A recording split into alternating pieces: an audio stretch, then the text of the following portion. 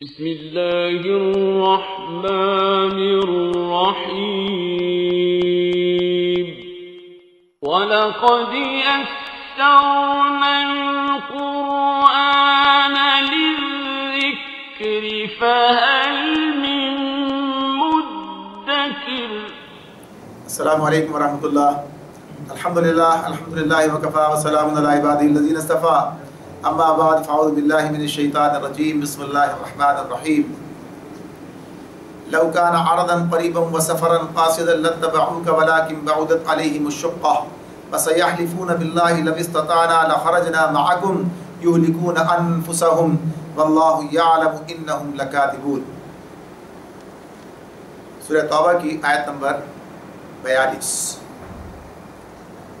فرمایا اللہ رب العالمین نے، اے نبی اگر فائدہ سہل الحصول ہوتا، اے نبی اگر فائدہ سہل الحصول ہوتا اور سفر ہلکا ہوتا تو وہ ضرور تمہارے پیچھے چلنے پر آمادہ ہو جاتے، مگر ان پر تو یہ راستہ بہت کٹھن ہو گیا۔ اب وہ اللہ کی قسم کھا کھا کر کہیں گے کہ اگر ہم چل سکتے تو یقیناً تمہارے ساتھ چلتے۔ وہ اپنے آپ کو ہلاکت میں ڈال رہے ہیں، اللہ خوب جانتا ہے کہ وہ جھوٹے ہیں۔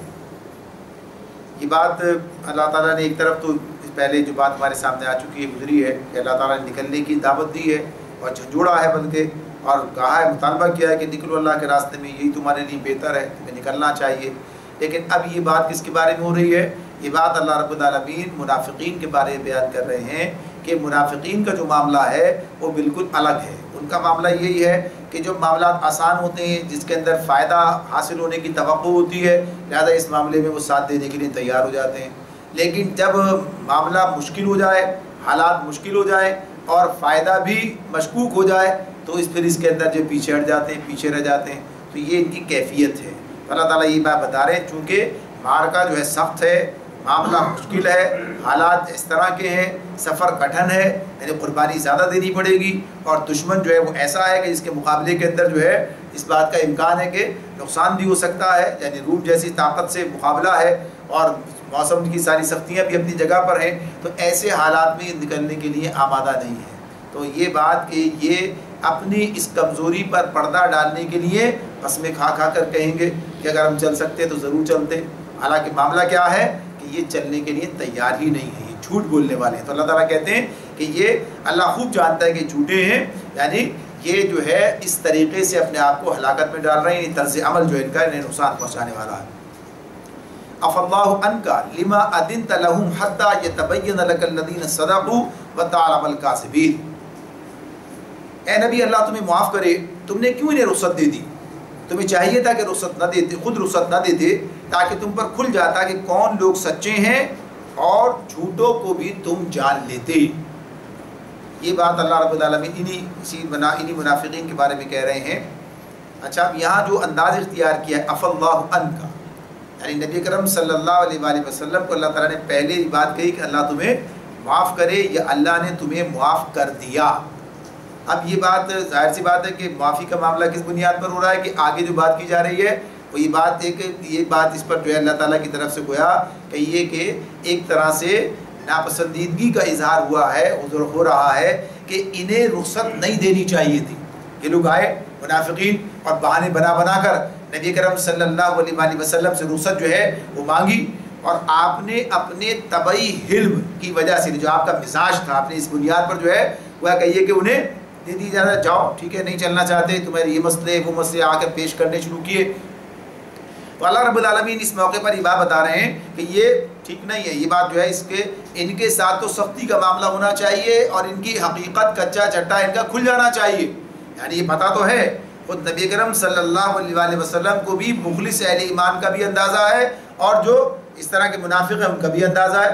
آدمی کو اندازہ ہوتا ہے، یعنی عام آدمی بھی کچھ نہ کچھ سمجھ لیتا، آپ تو اللہ کے رسول ہے، حکمت آپ کے اور ختم ہے، تو اس اعتبار سے گویا کہیے کہ مکمل ہو جاتی حکمت آپ پر۔ تو آپ نے اس بات کو سمجھتے ہوئے بھی یہ چلنا تو انہیں ہے نہیں، لہذا آپ نے انہیں جانے دیا، چھوڑ دیا انہیں۔ تو اللہ تعالیٰ کہتے ہیں کہ اجازت نہ دیتے تو پتہ چل جاتا، یہ معاملہ سامنے آ جاتا کہ یہ اس کے باوجود بھی نافرمانی کر جاتے، کھل جاتا ان پر معاملہ۔ یہ کوئی ایسی بات نہیں ہے کہ آج کے دور کا معاملہ ہے کہ آدمی آواز سنے اور اس کے بعد بھی ہٹ درمی کے ساتھ بیٹھا رہے اور اللہ کی پکار پر نہ جائے، آگے نہ بڑھے۔ یعنی یہ وہ تو وہ دور تھا کہ جس میں اپنے ایمان کا ثبوت دینا ہی پڑتا تھا، یعنی قسمساتے ہوئے جائیں، چاہے آگے تذکرہ آ رہا ہے اس بات کا کہ یہ سب کام کرنا پڑتا تھا انہیں. تو اب یہ اگر یہ اجازت نہ ملتی اور پھر بیٹھے رہتے تو ظاہر کھل جاتا یہ معاملہ. تو اس یہ بات کہی جا رہی ہے لا يستأذنك الذين يؤمنون بالله واليوم الآخر أن يجاهدوا في بأموالهم وأنفسهم لا يستأذنك الذين يؤمنون بالله واليوم الآخر أن يجاهدوا بأموالهم وأنفسهم والله عليم بالمتقين. جو لوگ اللہ اور روز آخر پر ایمان رکھتے ہیں وہ تو کبھی تم سے یہ درخواست نہ کریں گے کہ انہیں اپنی جان و مال کے ساتھ جہاد کرنے سے معاف رکھا جائے. اللہ متقین کو خوب جانتا ہے، واللہ علیم بالمتقین.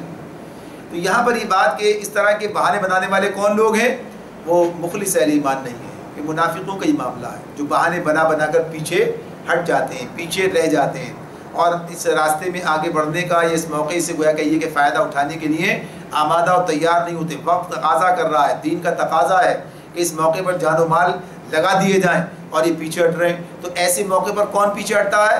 یعنی یہ تو آزمائش کے مراحل ہے نا، کہ آزمائش کے اندر ہی تو پتہ چلتا ہے کون اپنا ہے کون پرایا ہے.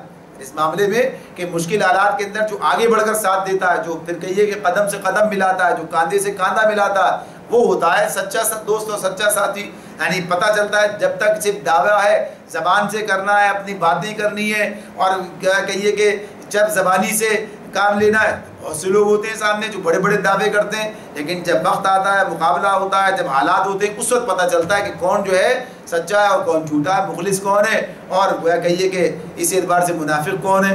تو اب یہی معاملہ اللہ تعالیٰ فرماتے ہیں کہ مخلص اہل ایمان تو کبھی بھی اس معاملے میں پیچھے نہیں ہٹیں گے کہ اب جو موقع آیا ہے اس پر وہ آ کر وہی کہنے لگے کہ ہمیں جو ہے رخصت دے دی جائے اور ہمیں جان و مال سے جہاد کرنے سے معاف رکھا جائے. تو کہا کہ اللہ متقیوں کو خوب جانتا ہے. انما يستأذنك الذين لا يؤمنون بالله واليوم الآخر وارتابت قلوبهم فهم في ريبهم يترددون.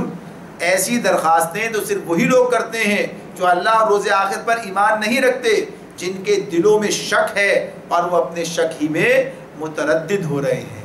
یعنی منافق کا معاملہ ہی شک کا ہے، یعنی وہ ہمیشہ شک کے اندر جو ہے پڑا رہتا ہے، کیا ہوگا، کیا معاملات ہیں، کس اعتبار سے. یعنی یہ بالکل واضح طور پر اللہ رب العالمین نے ان کی کیفیت کو بیان کر دیا ہے کہ یہ معاملہ ان کا اس طریقے کا ہے کہ انہیں یقین کامل حاصل ہی نہیں ہوتا کہ یہ واقعی کامیابی کا راستہ ہے، یہ جو ہے اس کے اندر اس راستے پہ چل کر ہی حقیقی کامیابی حاصل ہوتی. تو یہ ان کا مسئلہ ہے. آگے فرمایا وَلَوْ أَرَادُوا الْخُرُوجَ لَأَعَدُّوا لَهُ عُدَّةً وَلَكِنْ كَرِهَ اللَّهُ بِعَاثَهُمْ فَثَبَّتَهُمْ وَقِيلَ قُعُودُوا مَعَ الْقَاعِدِينَ. اگر واقعی ان کا ارادہ نکلنے کا ہوتا تو وہ اس کے لیے کچھ تیاری کرتے، لیکن اللہ کو ان کا اٹھنا پسند ہی نہ تھا، اس لیے اس نے انہیں سست کر دیا اور کہہ دیا گیا کہ بیٹھ رہو بیٹھنے والوں کے ساتھ. وقیل قعودوا مع القاعدین. اب اس میں ایک اصولی بات جو ہے وہ بیان کی گئی ہے، وَلَوْ أَرَادُوا الْخُرُوجَ لَأَعَدُّوا لَهُ عُدَّةً. یعنی اگر نکلنے کا ارادہ ہوتا، خروج کا ارادہ ہے تو وہ تیاری بھی کرتے. بھائی ایک بات تو یہ حالات اچانک ایک مشکل آ گئی، اچانک ایک مسئلہ پیدا ہو گیا اور یا کام نہیں ہو سکا، یعنی کوئی آدمی تیاری کرتا اور پھر کوئی معاملہ ایسا آ جاتا ہے. لیکن جس کا نظر آ رہا ہے کہ کوئی تیاری نہیں ہے، یعنی کوئی تیاری کی ہی نہیں ہے، تو پہلے سے پتہ چل رہا ہے کہ ان کا ارادہ ہی نہیں ہے. یعنی سارے معاملات تو سامنے ہیں اور اللہ تو خود جانتا ہی ہے، اہل ایمان بھی دیکھ رہا ہے ان کے بھی سامنے کیا کوئی تیاری تو کی نہیں ہے، انہوں نے تیاری کرنے کی تیاری نہیں ہے. تو اس اعتبار سے یہ بات اپنی جگہ ہے کہ انسان کا صرف کہہ دینا کافی نہیں ہوتا، بلکہ اس کے لیے اس کی کوشش بھی دیکھی جاتی ہے کہ واقعی ایک آدمی جو ہے اس نے اپنی جانب سے جو کوشش کرنی چاہیے وہ کی ہے کہ نہیں کی ہے. یعنی کوئی بھی معاملہ ہو، مثلا آپ ایک مثال اس کے لے لیں، فجر کی نماز کے لیے اٹھنا ہے، فجر کی نماز کے لیے اٹھنا. ایک آدمی کہتا صاحب اٹھنا تو چاہتا ہوں، فجر کی نماز کے لیے اٹھنا تو چاہتا ہوں لیکن اٹھ نہیں پاتا ہوں. ٹھیک ہے، بات اپنی جگہ ہو سکتی ہے کہ آدمی اٹھ نہ پائے، مگر بات یہ ہے کہ اس نے اس کے لیے تیاری کیا کی ہے، اس نے اس کے لیے تیاری کیا کی ہے. یعنی جتنے بھی اس کے لیے تیاری کے معاملات ہو سکتے ہیں، یعنی جلدی سونے سے لے کر اور گویا کہیے کہ الارم لگانا، کسی سے کہہ دینا یا کوئی اس طرح کی کوشش جو بھی آدمی کر سکتا ہے، یہ کام اس نے کیے، اس کے بعد پھر نہیں اٹھ سکا تو بہرحال کسی درجے میں عذر کی بات ہوگی. لیکن جس آدمی نے کوئی کوشش ہی نہیں کی، یعنی اس نے نہ کوئی الارم لگایا، نہ کسی سے کہا، نہ کوئی اس بات کی کوشش کی کہ جلدی سو جائے تاکہ وقت پر اٹھ جائے، یعنی کوئی اپنی طرف سے کسی قسم کا کوئی اقدام نہیں کیا اس نے، جو کر سکتا تھا، جو کر سکتا اس کی بات ہو رہی ہے۔ تو اس کے بارے میں کیا کہا جائے؟ ارادہ ہی نہیں ہے ان کا، ارادہ ہوتا تو کچھ کرتے، اس کے لیے کوئی کام کرتے، کچھ کوشش کرتے اس کے لیے۔ تو ایسی سارے کاموں کے معاملے میں بات ہوگی کہ جس کام کے لیے جو تیاری انسان کر سکتا ہے وہ کام تو کرنا چاہیے اس کو۔ ایک آدمی نوکری تلاش کرنا چاہتا ہے، گھر بیٹھا ہوا ہے، نہ کہیں نکل کے جاتا ہے، نہ کوئی اشتہار پڑتا ہے، نہ کسی درخواست، گھر پر نوکری کی تلاش نوکری کی تلاش ہے، بہت نوکری کی ضرورت ہے یہ، لیکن اس کے لیے باہر نکلنے کی تیاری نہیں ہے۔ بھائی کتنی جگہ گئے، کتنی درخواستیں دی، کتنی جگہ انٹرویو کے لیے، یعنی کوئی کام۔ تو یہ بات، یہ تو ان کا معاملہ بھی کیا ہے، انہوں نے کبھی اس کے لیے تیاری نہیں کی۔ یہ معاملہ جو لوگ اس راستے کی بات ہو رہی ہے، تو منافقین کے بارے میں اللہ نے کہا تو فرمایا کہ اللہ کو ان کا اٹھنا ہی پسند نہیں تھا۔ ٹھیک ہے، جو نہیں چلنا چاہتا اللہ بھی اس سے وہ توفیق سلب کر لیتا ہے، اس لیے انہیں سست کر دیا۔ کیا کہا؟ پھر سستی ہو گئی یہ، اور کہہ دیا کہ بیٹھو بیٹھنے والوں کے ساتھ، لو خرجوا فیکم ما زادوکم الا خبالا ولا اودعوا خلالکم یبغونکم الفتنہ وفیکم سماعون لهم واللہ علیم بالظالمین۔ مزید فرمایا اگر وہ تمہارے ساتھ نکلتے بھی تو تمہارے اندر خرابی کے سوا کسی چیز کا اضافہ نہ کرتے، وہ تمہارے درمیان فتنہ پردازی کے لیے دوڑ دھوپ کرتے، اور تمہارے گروہ کا حال یہ ہے کہ ابھی اس میں ایسے بہت سے لوگ موجود ہیں، یا ابھی اس میں ایسے لوگ موجود ہیں جو ان کی باتیں کان لگا کر سنتے ہیں۔ اللہ ان ظالموں کو خوب جانتا ہے، یعنی یہ منافقین کے معاملے میں کہ اللہ انہیں جانتا ہے کہ کیا کرتے ہیں وہاں جا کر۔ تو جیسے عرض کیا تھا آغاز میں کہ یہ بات کہ ان میں سے ایک گروہ ساتھ گیا بھی، منافقین سارے کے سارے نہیں بیٹھے رہے، یعنی ایک تو اپنے مقاصد کی تکمیل کے لیے ساتھ لگا اور اس نے اپنے مقاصد کے لیے دوڑ دھوپ کی، تو یہی بات بھی کی اس نے کہ ان کے درمیان خرابی پیدا کرنے کی کوشش بھی کی۔ تو اس اعتبار سے اس حوالے سے یہ بات اللہ تعالیٰ بتا رہے ہیں۔ اور یہ جو بات کی کہ تمہارے اندر بھی ایسے لوگ موجود ہیں، اس سے مراد کیا ہے؟ یعنی ایک جو شخصی کمزوری کی بات ہے، شخصی کمزوری کی بات ہے۔ بعض لوگ کیا ہے، ہر بات کے اندر دخل دیتے ہیں، ہر کا کان لگاتے ہیں، یعنی معاملات کے اندر ان میں ابھی اتنی سمجھ بوجھ پیدا نہیں ہوئی ہے، کس کی بات سننی ہے، کس کی بات نہیں سننی ہے، کس کی بات پہ کان دھرنا ہے، کس کی بات پہ کان نہیں دھرنا ہے، کس کا ساتھ دینا ہے، کس کا نہیں دینا ہے، یعنی سارے معاملات ہیں۔ ظاہر سی بات ہے بعض اوقات اجتماعیت کے اندر یہ مسائل بھی پیدا ہو جاتے ہیں کہ کوئی آدمی ایک فتنہ پردازی کی کوشش کرتا ہے اور کچھ مخلصین بھی اس کے ساتھ لگ جاتے ہیں، یعنی صرف اس بنیاد پر کیا بھائی یہ بات ہوئی ہے اور ٹھیک ہے صحیح ہے، اس پر جو ہے وہ بھی انہوں نے بھی اپنا اس کا ساتھ دینا شروع کیا ہے، بغیر سوچے بغیر سمجھے نتائج کیا ہوں گے، حالات کیا ہوں گے، واقعات کیا ہیں، چیزیں کیا ہیں، اس شخص کا کردار کیا ہے، اس کا مقصد کیا ہے، اس کے پیچھے اس کی نیت کیا ہے، یعنی انسان پہچانا جاتا ہے، انسان پہچانا جاتا ہے، اور انسان کیا طرز عمل، اس کی پچھلی ساری رودات، ساری کارکردگی یہ بتا رہی ہوتی ہے کہ یہ کیسا آدمی ہے، یعنی جو صحیح آدمی ہوتا ہے اس کے بارے میں لوگ جانتے ہیں، بھئی ہر قربانی کے موقع پر ہم نے اس آدمی کو آگے دیکھا، ہر مارکے میں ہم نے اس کو سب سے آگے دیکھا، لیکن جس آدمی کو کبھی کسی قربانی کے موقع پر اور کسی مارکے میں سامنے نہ دیکھا ہو، کسی ہر جگہ اسے پیچھے دیکھا ہو، تو اس کی تنقید کو وزن نہیں دیا جائے گا، اس کی بات جو ہے پھر اگر کوئی اس کو جو ہے اس کی بات سنتا ہے، اس پر کان دھرتا ہے، اس کا ساتھ دینے کی کوشش کرتا ہے، گویا پھر وہ آنکھوں دے کے اپنا نقصان کر رہا ہے۔ یعنی بات ہے ٹھیک ہے ایک مخلص آدمی کی اور ایک غیر مخلص کا فرق تو پتہ چلے گا، وہ ٹھیک ہے بات بھی کرے گا، لیکن ہر جگہ ہم اسے دیکھیں گے کہ اس کام کے اندر کس طرح شریک ہے، کس مقام پر ہے۔ تو بعض لوگ ایسے ہی ہوتے ہیں کہ جو ہمیشہ ایسے مقام پر موجود ہوتے ہیں اور اصل کام پر غائب ہوتے ہیں، ایسے موقعوں پر قربانی پر ساتھ دینے پر اور مال دینے پر وقت دینے پر۔ تو یہ بتایا کہ ابھی چونکہ پختگی نہیں آئی ہے، سارے لوگ جو ہیں ایک جیسے نہیں ہیں، کچھ نئے لوگ بھی ہیں جو اس طرح سے کہ باتوں میں لوگوں کی آ سکتے ہیں، تو یہ تمہارے درمیان اور خرابی پیدا کر دیتے جا کر، تو ٹھیک ہے نہ گئے تو تمہارا یہ اچھا ہے معاملہ۔ لقد ابتغوا الفتنة من قبل وقلبوا لك الامور حتى جاء الحق وظهر امر الله وهم كارهون۔ اللہ رب العالمین فرماتے ہیں اس سے پہلے بھی ان لوگوں نے فتنہ انگیزی کی کوششیں کی ہیں اور تمہیں ناکام کرنے کے لیے ہر طرح کی تدبیروں کا الٹ پھیر کر چکے ہیں، یہاں تک کہ ان کی مرضی کے خلاف حق آ گیا اور اللہ کا کام ہو کر رہا۔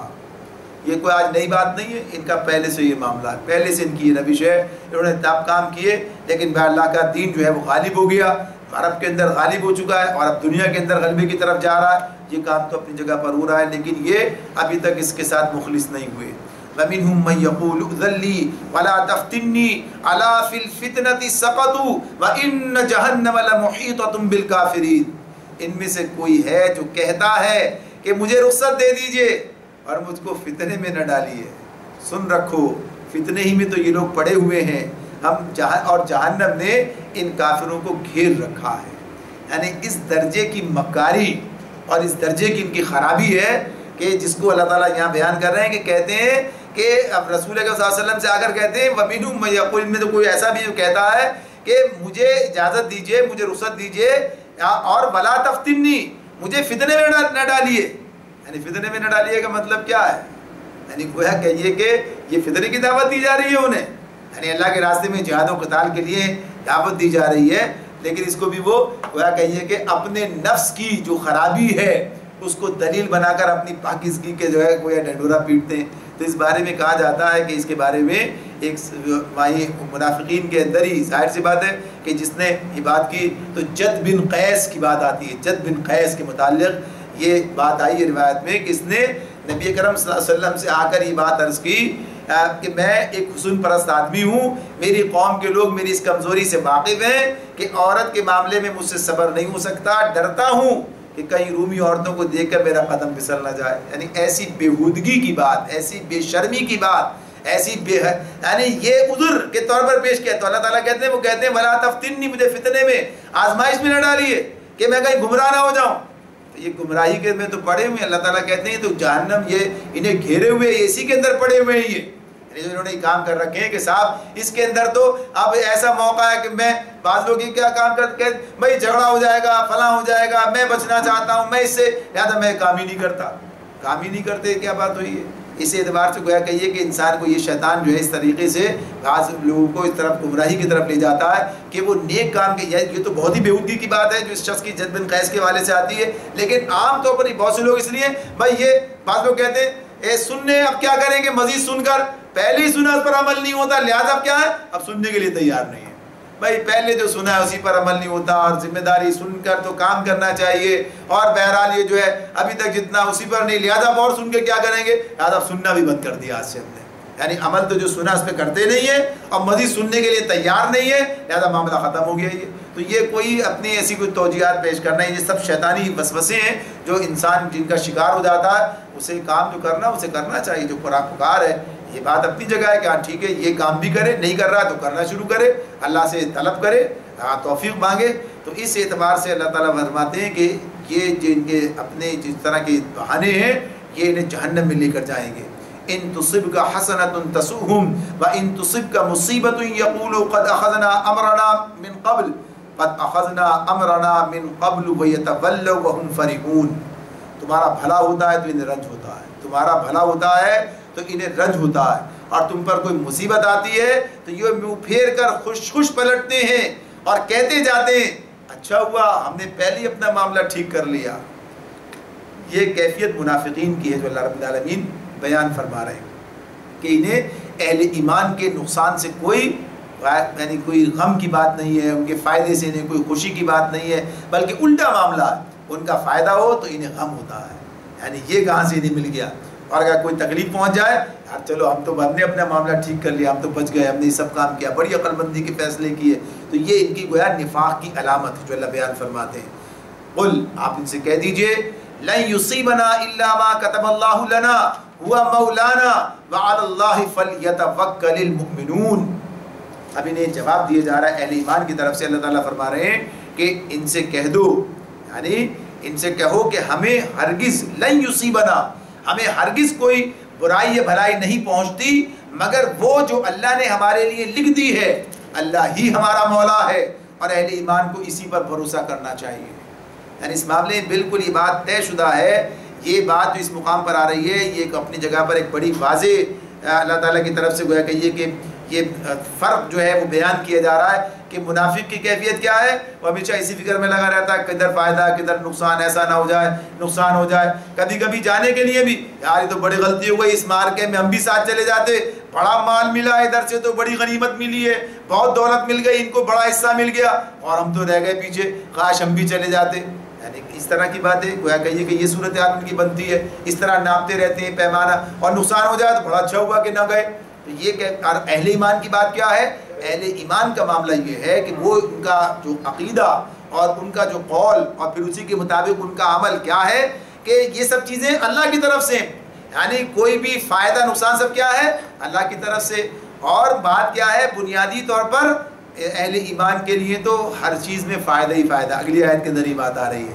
تو یہاں پر یہ بات بتا دی کہ یہ جو ہے منافقین کا جو طرز عمل ہے، یہ دنیا پرست انسانوں کا جو طرز عمل ہے، ان کا معاملہ یہی ہے کہ وہ دنیاوی مقاصد کو پیش نظر رکھتے ہوئے کام کرتے ہیں. دنیاوی مقاصد حاصل ہو جائیں تو کامیاب ہو گئے، دنیاوی مقاصد حاصل نہ ہوئے تو ناکام ہو گئے. ان کا معاملہ صرف اس بنیاد پر ہوتا ہے. وہ اسی بنیاد پر ہر چیز کو ناپتے ہیں، اسی بنیاد پر ہر چیز کو تولتے رہتے ہیں کہ دنیاوی مقاصد حاصل ہوئے کامیاب، نہیں ہوئے تو ناکام. اس سے آگے بڑھ کر سوچنے کے لیے وہ تیار نہیں ہوتے ہیں. جبکہ اہل ایمان کا معاملہ کیا ہے؟ وہ تو اپنے مقصد کے لیے، اللہ کی رضا کے لیے کام کر رہے ہوتے ہیں. تو چاہے دنیاوی مقصد حاصل ہو جائے تب بھی اور حاصل نہ ہو تب بھی، دونوں صورتوں میں انہیں کامیابی مل جاتی ہے. انہوں نے تو اپنے رب کی رضا کے لیے اپنی ذمہ داری ادا کی ہے، اور رب جو ہے وہ دیکھنے والا، وہ سمجھ رہا ہے، اس کے سامنے ساری پسائی. کسی نے دیکھا نہ دیکھا، کوئی دیکھے نہ دیکھے، کسی کو پتہ چلے نہ چلے، کوئی کامیابی حاصل ہو یا نہ ہو، اس کی نظر میں ساری باتیں کہ ہاں جو کام کیا گیا. تو اس اعتبار سے ان کا بالکل ایک الگ نقطۂ نظر ہے اور ان کا ایک بالکل الگ نقطۂ نظر ہے.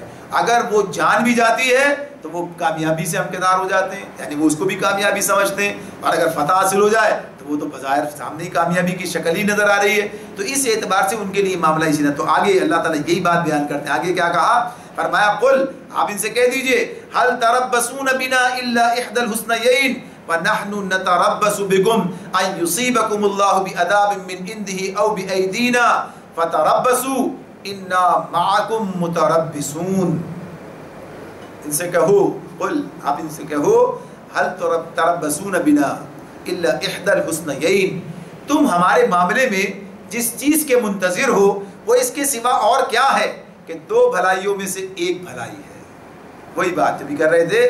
تو ان سے کہو تم ہمارے معاملے میں جس چیز کے منتظر ہو وہ اس کے سوا اور کیا ہے کہ دو بھلائیوں میں سے ایک بھلائی ہے. اور ہم تمہارے معاملے میں جس چیز کے منتظر ہیں وہ یہ ہے کہ اللہ خود تم کو سزا دیتا ہے یا ہمارے ہاتھوں دلواتا ہے. اچھا اب تم بھی انتظار کرو اور ہم بھی تمہارے ساتھ منتظر ہیں. یعنی ہمارا معاملہ تو بالکل واضح ہے، دو بھلائیوں میں سے ایک بھلائی، یعنی شہادت ملے گی تو بھی بھلائی ہے. یعنی اگر اللہ کے راستے میں کام آ گئے، اگر اللہ نے قبول کر لیا اپنے راستے میں تو کیا کہنے، وہ بھی ہمارے لیے کامیابی ہے. اور اگر اللہ نے دنیا کے اندر فتح نصرت دے دی، غازی بنا دیا تو بھی کامیابی. دو بھلائیوں میں سے ایک بھلائی. یعنی اس معاملے میں مومن کا معاملہ نقصان کا ہے ہی نہیں. جیسے کہتے ہیں دونوں ہاتھوں میں لڈو، یعنی اس کا معاملہ کیا ہے؟ ہر حال میں کامیابی اور ڈبل کامیابی. یعنی اس معاملے کہیں ناکامی کا تصور ہی نہیں ہے اس راستے کے اندر.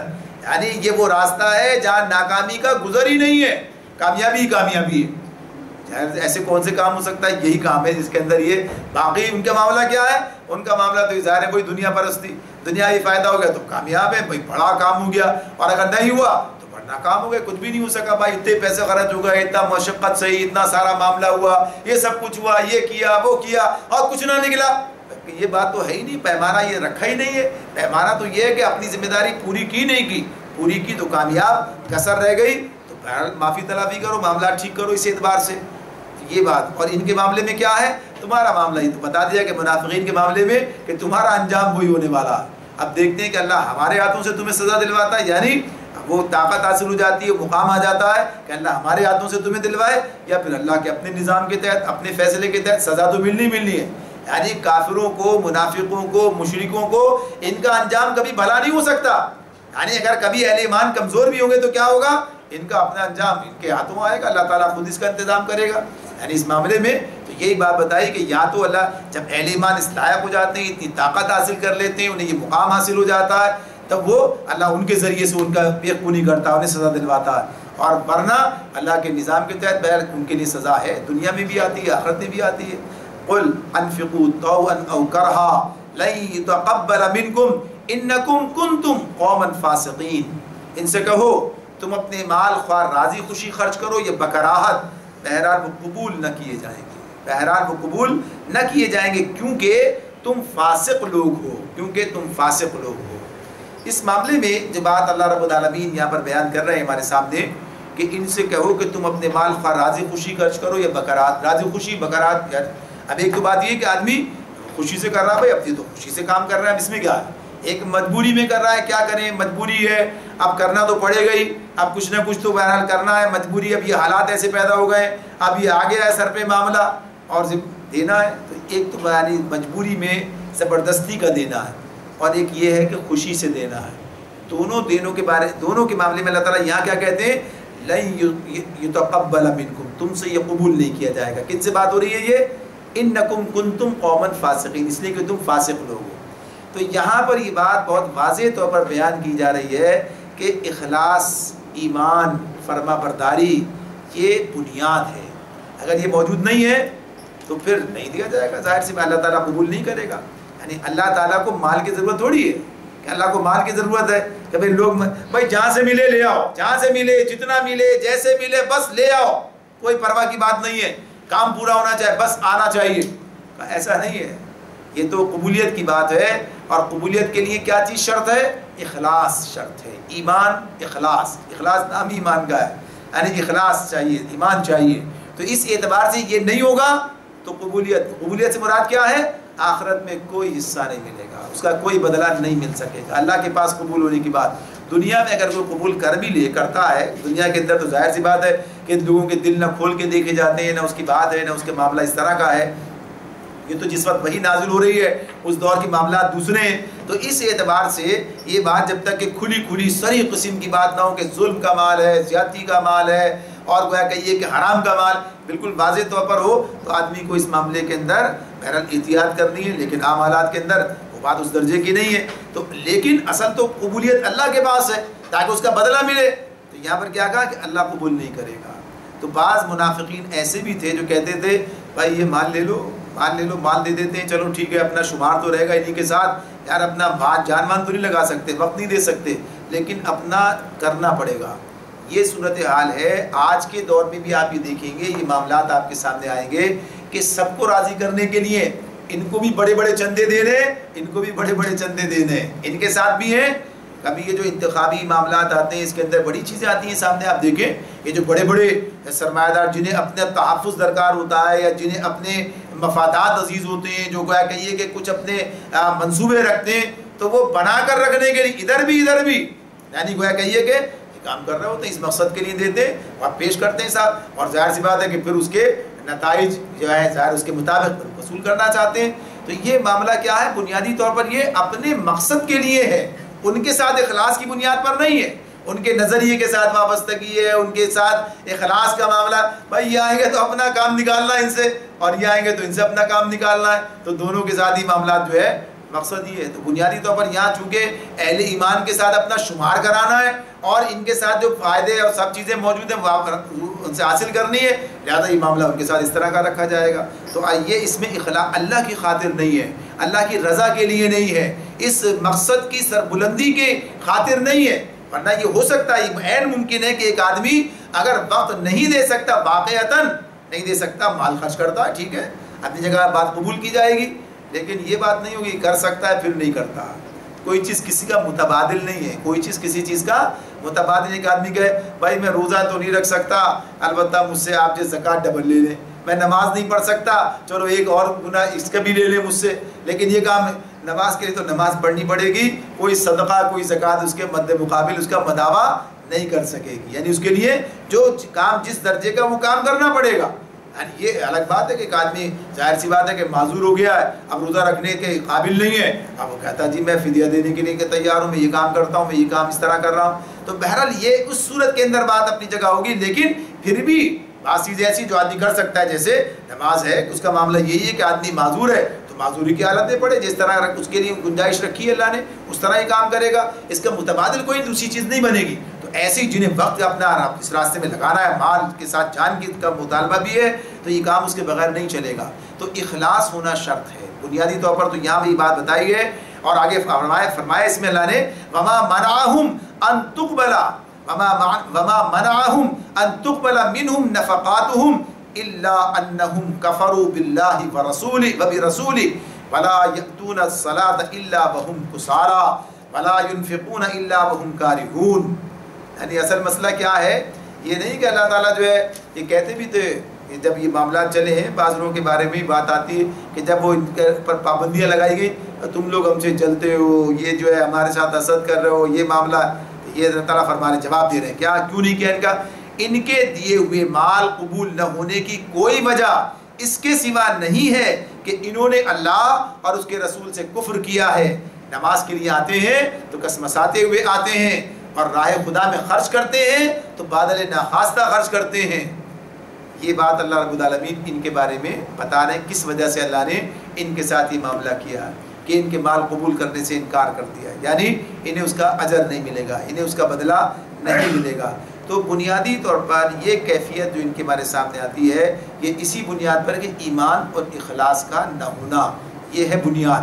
کسی اور کے بارے میں بھی بات نہیں کہہ سکیں گے. بات جو ہے اس اعتبار سے کہاں ہے اللہ تعالیٰ نے واضح کیا اس میں یہ بات کیا بتایا کہ انہوں نے اللہ اور اس کے رسول کے ساتھ کفر کیا ہے. اور اسی کا یہ جو اب اس کا نتیجہ کیا ہے، بظاہر تو نظر آ رہے ہیں تمہارے ساتھ، تو ان کے یہ جو بظاہر نظر آنے والے اعمال ہیں یہ بظاہر ہیں، یہ یعنی اس کی کوئی حیثیت نہیں ہے. یہ اصلاً جو ہے یہ کفر کی بنیاد پر جو ان کا نفاق ہے اور وہ کفری کے برابر ہے، تو اس اعتبار سے ان کا یہ معاملہ ہے. اس لیے اللہ تعالیٰ کے پاس ان کے لیے کوئی جگہ نہیں، قبولیت نہیں. فلا تعجبك اموالهم ولا اولادهم انما يريد الله ليعذبهم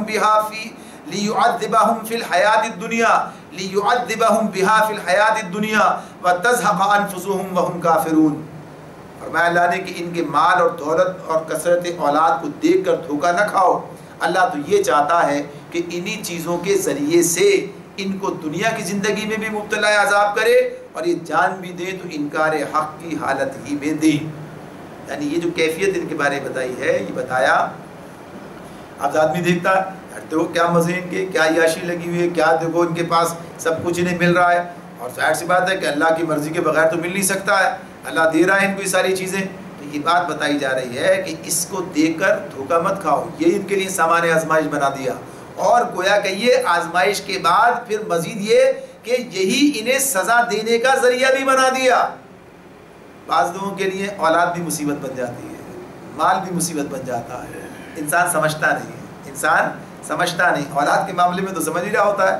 اولاد کے معاملے میں تو بعض اوقات اس طرح سے کہتا ہے کہ اس سے اچھا تھا کہ نہ ہوتی. یعنی بعض اوقات انسان یہ بھی کہنے پر مجبور ہو جاتا ہے. ایسے حالات بھی پیدا ہوتے ہیں، یہ صورت بھی بن جاتی ہے. مال کو عام طور پر لوگ سمجھتے نہیں ہیں، لیکن بہرحال یہ معاملات اپنی جگہ پر ہوتے ضرور ہیں. یعنی جو مسائل پیدا ہوتے ہیں، جو مشکلات آتی ہیں، جتنی دشمنیاں اس کی بنیاد پر جنم لیتی ہیں، جو کیفیت انسان کی بن جاتی ہے، جو اس کی نفسیاتی کیفیت اس کی ہو جاتی ہے، یہ سارے معاملات کس بنیاد پر ہوتے ہیں؟ یعنی یہ مال کی محبت، مال کا معاملہ جو ہے اس طریقے سے اس کے لیے ایک عذاب بن کر آتا ہے. نہ چین کی نیند سو سکتا ہے، نہ آرام کے ساتھ جی سکتا ہے. ہر وقت ایک دھڑکا لگا رہتا ہے. مال بڑھ رہا ہے تو بڑھنے کے حوالے سے پھر اب فکر مندی ہے، اور اس کو بچانا، محفوظ رکھنا، پتہ نہ چلے کوئی چاہتا ہے کسی کے علم میں اس طرح نہ ہے، کوئی کسی اور چاہتا ہے. یعنی 10 قسم کے مسائل جو ہیں اسی کی بنیاد پر اور دیگر. تو یہ گویا کہیے کہ دن کا چین، رات کا آرام، سب چیزیں رخصت ہو جاتی ہیں، اور یہی چیز ان کے لیے عذاب بن جاتی ہے. یہی چیز ان کے لیے عذاب بن جاتی ہے. اگر انہی چیزوں کا معاملہ صحیح ہو تو یہ چیز انسان کی راحت بن جاتی ہے. لیکن ہم دیکھتے ہیں ایسے لوگ کہ جن کا معاملات اس طرح کے سامنے آتے ہیں کہ دنیا سے کٹ جاتے ہیں، معاملات ان کے مسائل ان کے لیے پیدا ہو جاتے ہیں. بہت سارے ان کے لیے گویا کہ جو قریبی محبتیں ہیں ان کے اندر شکوک پیدا ہو جاتے ہیں، جانے کتنے مسئلے پیدا ہوتے ہیں. تو اللہ تعالیٰ فرماتے ہیں کہ یہی مال کی محبت، یہ دنیا پرستی ان کے لیے عذاب بن جائے گی. اللہ انہی کے ذریعے دنیا کی زندگی میں بھی انہیں مبتلا عذاب کرے، اسی کے ذریعے سے.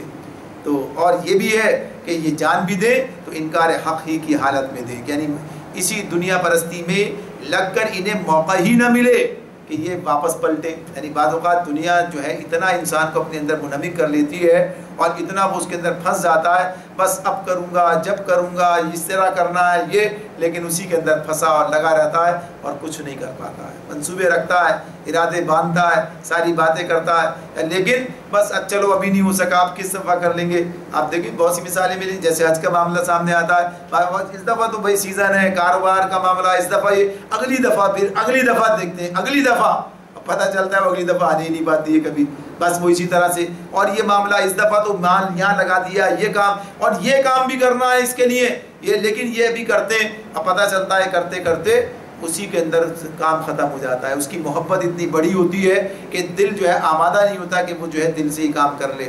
تو یہ سب چیزیں انسان کو آج کی دنیا میں بھی آسانی کے ساتھ نظر آ سکتی ہیں، وہ دیکھ سکتا ہے کہ لوگ اس کیفیت کے اندر بھی نظر آئیں گے کہ یہ مال اور یہ دولت جو ہے ان کے لیے عذاب بن جائے گا۔ وَيَحْلِفُونَ بِاللَّهِ إِنَّهُمْ لَمِنْكُمْ وَمَا هُمْ مِنْكُمْ وَلَكِنَّهُمْ قَوْمٌ يَفْرَقُونَ، وہ اللہ کی قسم کھا کھا کر کہتے ہیں کہ ہم تم ہی میں سے ہیں، حالانکہ وہ ہرگز تم میں سے نہیں ہیں، وہ ہرگز تم میں سے نہیں ہیں، بلکہ وہ ایسے لوگ ہیں کہ جو تم سے خوف زدہ ہیں۔ اصل معاملہ کیا ہے؟ وہ ایسے لوگ ہیں جو تم سے خوف زدہ ہیں۔ یہ بات اللہ تعالیٰ بیان کر رہے ہیں۔ یہ کس وقت کی بات ہے؟ یہ ظاہر سی بات ہے کہ اس وقت کی بات ہے کہ جب اسلام غالب ہو گیا تھا، اسلام غالب ہو گیا، اب غلبے کے ساتھ چلنا ہے، اب اس معاملے کے اندر نقصانات کا اندیشہ ہے۔ بنیادی طور پر مدینے کے اندر جو صورتحال پیدا ہوئی ہے، منافق کا ایک اصل معاملہ تو سارا وہاں پر سامنے آیا ہے، گو کہ مکے کے اندر بھی منافق نظر آئیں گے۔ اب سوچیں مکے کے اندر کہاں سے منافق آ سکتے ہیں؟ یعنی مکے کے اندر تو کوئی مشکل، یعنی وہاں تو حالات ایسے تھے ہی نہیں کہ آدمی جھوٹ موٹی کام کرے، وہاں جو معاملات ہیں کوئی مفادات کا مسئلہ نہیں تھا، لیکن وہاں ایک دوسری طرز کی بات آتی ہے، کیا ہے؟ دنیاوی طور پر جو مسائل مشکلات سامنے آتی ہیں ان کی وجہ سے اسلام کی حقانیت سامنے آ چکی ہے، مگر یار یہ تو سب نہیں چھوڑ سکتے سارے معاملات کو، یعنی وہاں نفاق اس قسم کا ہے، یعنی نوعیت بدلتی ہے، لیکن یہ بات ہے کہ اس کی خاطر قربانیاں دینے کے لیے تیار نہیں ہے، گھر بار چھوڑنے کے لیے تیار نہیں ہے، یہ سب کے تکلیفیں برداشت کرنے کے لیے تیار نہیں ہے، وہاں اس درجے کی بات تھی۔ وہی نوعیت تبدیل ہو کر دوسری شکل میں یہاں پر یہ آتی ہے کہ مدینے میں جب یہ دیکھا کہ سارے کے سارے لوگ مسلمان ہو گئے، اپنے گھر کے بیشتر لوگ مسلمان ہو گئے، اپنے بیٹے بیٹیاں بہن بھائی مسلمان ہو گئے، اب کیا کریں؟ اب یہ اگر اسلام قبول نہیں کرتے ہیں تو بالکل ہی الگ تنہائی ہو جائے گی، اکیلے رہ جائیں گے، پھر سارا کاروبار انہی لوگوں کے ساتھ میں چل رہا ہے، سارا معاملات چل رہے ہیں، اسی اعتبار سے اب کیا کیا جائے؟ اب یہ معاملات تو جہاں دیدگی جسے کہتے ہیں، جہاں دیدگی کا معاملہ کیا ہے؟ اس کا معاملہ کیا ہے؟ یہ جو گویا کہیے کہ حکمت اور فلاح اور مصلحت یہ کیا ہے؟ یہ تو کہتی ہے بھئی سب کے ساتھ مل کے چلو، سب کے ساتھ مل کے چلو، چاہے دل مطمئن نہیں ہے، سب کے ساتھ مل کے چلو بھائی، چلتے ہیں، اچھا بھائی چلو مل کے چلتے ہیں، لیکن یہاں تو مشکل یہ ہے کہ مل کر چلیں، یہاں ہر دن ایک آزمائش چلی آتی ہے، یا ہر دن کبھی آزمائش آ گئی، کبھی پتہ چلا جنگ کا مسئلہ، کبھی کوئی چڑھ کے آ گیا، کبھی خود چل کے جانا ہے، یعنی 8-10 سال کا تو کل معاملہ ہی ہے، 8-10 سال کے اندر اتنے مار کے آ گئے ہیں کہ یہ جو ہے وہ کہتے تھے ہر کچھ دن گزرتے کوئی نہ کوئی مسئلہ پیدا ہو جاتا ہے، تو اللہ تعالیٰ آگے کہتے ہیں لَوْ يَجِدُونَ مَلْجَأً أَوْ مَغَارَاتٍ أَوْ مُدَّخَلًا لَوَلَّوْا إِلَيْهِ وَهُمْ يَجْمَعُونَ۔ ان کا معاملہ کیا ہے کہ اگر وہ کوئی، یعنی خوفزدہ ایسے ہیں تم سے کہ اگر وہ کوئی جائے پناہ پالیں یا کوئی کھو یا گھس بیٹھنے کی جگہ تو بھاگ کر اس میں جا چکے ہیں، یعنی یہ جو مسائل پیدا ہوتے رہتے ہیں، یہ جو بار بار کے جو مار کے آتے رہتے ہیں، یہ چاہتے ہیں کوئی مسئلہ حل ہونے کا کوئی راستہ نظر نہیں آتا، ورنہ یہ شاید بھاگ جائیں، یہاں سے فرار ہو جائیں، لیکن مفادات دنیا تھے وہ جانے بھی نہیں دیتے، یعنی کہ اس کی خاطر پیچھے ہٹنے کے لیے بھی تیار نہیں ہے کہ گھر بار چھوٹ جائے گا، مال دولت چھوٹ جائے گی، سارے رشتے ناطے ختم ہو جائیں گے، یہ سارے معاملات جو ہیں، لہٰذا یہ جو مصلحت کے معاملات ہیں، مفاد کا جو معاملہ ہے، یہ انہیں ان کے پاؤں کی زنجیر بنا ہوا ہے، تو اس اعتبار سے اس مصیبت کو گوارا کر رہے ہیں، اس پریشانی کو گویا کہیے کہ بھگت رہے ہیں، یہ نمازیں بھی بھگتا رہے ہیں، یہ جرمانے زکوٰۃ کے بھی دے رہے ہیں، یہ کبھی کبھی زبردستی جانا بھی پڑ جاتا ہے کسی مارکے میں ساتھ تو چلے جاتے ہیں، لیکن دل ان کے اس کے ساتھ نہیں ہے۔ تو یہ منافقت کا معاملہ ہے جو اس میں اللہ رب العالمین ہمارے سامنے رکھتے ہیں کہ یہ سب کس لیے کر رہے ہیں؟ تاکہ تم اپنا شمار تمہارے اندر کرائیں، اپنا شمار تمہارے اندر کرائیں۔ تو یہ معاملہ اسی اعتبار سے ہے کہ جب کسی گروہ کے ساتھ، جب کسی گویا کہیے کہ جماعت کے ساتھ کسی کا مفاد وابستہ ہو جاتا ہے تو پھر وہ اپنے آپ کو اس اعتبار سے بھی ایسے بھی حالات سامنے آتے ہیں کہ وہ ہوتا نہیں ہے ان کا، لیکن وہ ایسے باور کراتا ہے، وہ ایسے اپنے آپ کو پیش کرتا ہے گویا کہ وہ انہی میں ہے، تاکہ وہ جو جماعتی مفادات ہیں وہ اسے حاصل ہوتے رہیں۔ یہ معاملات اس اعتبار سے ہیں، تو اللہ تعالیٰ واضح طور پر یہ بات بتا دیتے ہیں کہ یہ معاملہ ان کا نہیں ہے۔ پھر مزید ایک بات اور انہی کے حوالے سے ہے، لیکن وہ اس کے ساتھ ہی جو دوسری چیز ہمارے ساتھ لگی ہوئی آ رہی ہے وہ زکوٰۃ کا معاملہ آ رہا ہے ساتھ میں، تو اسی پورا مضمون ہے، تو انشاءاللہ اس کو کل سے اس کا آغاز کریں گے، اس میں آئندہ آنے والے دن میں تو اس یہ مضمون ادھر چلا جائے گا ساتھ میں۔ تو اللہ رب العالمین ان کی جو کیفیات ہمیں بتائی ہیں ان سے ہم سب کو بچنے کی توفیق عطا فرمائے، اور دین کے جو تقاضے ہیں انہیں پورا کرنے کی ہمت اور حوصلہ اور جرت ہمیں عطا فرمائے، ہمارے لیے دین کے راستے پر چلنا آسان کر دے۔ وآخر دعوانا ان الحمدللہ رب العالمین۔ سبحانک اللہم وبحمدک ونشہد ان لا الہ الا انت ونستغفرک ونتوب الیک۔